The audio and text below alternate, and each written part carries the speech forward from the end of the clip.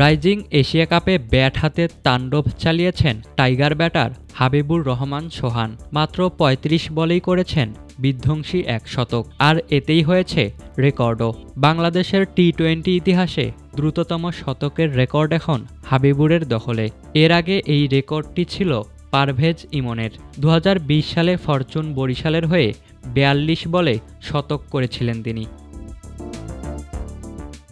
হংকংয়ের বিপক্ষে ম্যাচে প্রথম ওভারে ৩ ছক্কা দিয়ে ঝড়ের শুরু করেন হাবিবুর। পরের ওভারে ৩-৪-এর সঙ্গে মারেন একটি ছক্কা। ৬টি ছক্কা ও ৪টি চারে মাত্র ১৪ বলেই 50 তুলে নেন তিনি, আর এতেই ছাড়িয়ে গেছেন বৈভব সূর্যবংশীকে। শুক্রবার ১৬ বলে 50 করেন ভারতীয় এই ব্যাটার।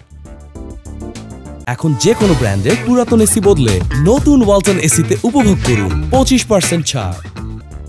হাবিবুর পুরো ইনিংসে ছক্কা মেরেছেন 10টি, তবে সব কয়টি পাওয়ার প্লের মধ্যে। এমন ঝড়ে পাওয়ার প্লেতে বাংলাদেশ এ দল তুলেছে ১০৭ রান। এই ১০৭ রানের মধ্যে ২৫ বলে ৮৮ রান করেন হাবিবুর, আর এতেই টি-20 ক্রিকেটের ইতিহাসে দ্রুততম শতকের রেকর্ডটিও ভাঙার সুযোগ ছিল তার সামনে। সাহিল চৌহানের ২৭ বলে সেঞ্চুরির রেকর্ড ভাঙতে ২ বলে ২ ছক্কা দরকার ছিল ডানহাতি এই ব্যাটারের, তবে সেটা তিনি করতে পারেননি। শেষ ১২ রান তিনি করেছেন ১১ বলে, আর এতে ৩৫ বলে ১৭ রানের ঘরে পৌঁছান তিনি।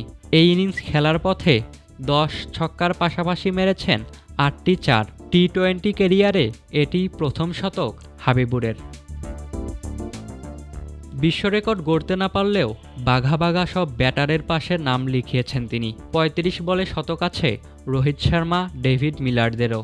২০২৭ সালে বাংলাদেশের বিপক্ষে শতক করেছিলেন মিলার, আর এর পরের বছর শ্রীলঙ্কার বিপক্ষে শতক হাঁকিয়েছিলেন রোহিত। এছাড়াও ৩৫ বলে শতক আছে মার্টিন গাপটিল, ডেওয়াল্ড ব্রেভিসদেরও। তবে ইনিংস শেষ হওয়ার পর হাবিবুর জানিয়েছেন তিনি জানতেন না এই রেকর্ডগুলোর ব্যাপারে। আর এই ইনিংসের শেষ দিকে তিনি খুব একটা স্ট্রাইক পাননি। ৪ নম্বরে নেমে অধিনায়ক আকবর আলী করেছেন ১৩ বলে ৪১ রান। কিঞ্চিত সাহার এক ওভারেই তিনি মেরেছেন ৫ বলে ৫ ছক্কা, আর এতেই বাংলাদেশ এ দল ম্যাচ জিতেছে ৮ উইকেটে ৯ ওভার হাতে রেখেই। ইশতিয়াক মাহিন, ক্রিক ফ্রেঞ্জি।